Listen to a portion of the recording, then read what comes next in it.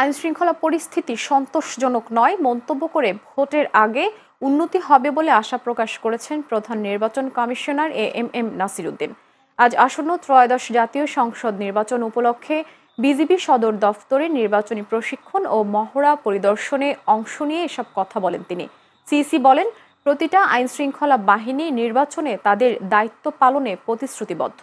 তাই ভোটে আইনশৃঙ্খলা রক্ষা করে সুষ্ঠু ও সুন্দর নির্বাচন উপহার দেয়া হবে। ভোট প্রতিহত করার হুমকিকে নির্বাচন কমিশন আমলে নিয়েছে জানিয়ে সিইসি বলেন, কেউ ভোট প্রতিহত করতে চাইলে তার বিরুদ্ধে ব্যবস্থা নেওয়া হবে। আসন্ন ত্রয়োদশ জাতীয় সংসদ নির্বাচনে ৩৫,০০০-এর মতো বিজিবি সদস্য মোতায়েন থাকবে বলেও জানান তিনি। সবাই মিলে এই ধরনের সিচুয়েশন, অনাকাঙ্ক্ষিত সিচুয়েশন আমরা প্রতিহত করব এবং ইনশাআল্লাহ অনাকাঙ্ক্ষিত সিচুয়েশন হবে না। তো সবাই বুঝতেছে যে এটা সুন্দর, সবাই এটা সুন্দর নির্বাচন চায়। রাজনৈতিক দলগুলো ওয়াদা দিয়েছে তো জাতির কাছে, সব যে আমরা তৈরি করছেন। আমি অত্যন্ত আনন্দিত এবং আমাদের নির্বাচন কমিশনের পক্ষ থেকে আমি বিজিবি কর্তৃপক্ষকে আবার ধন্যবাদ জানাচ্ছি এই ধরনের প্রশিক্ষণের আয়োজন করার জন্য।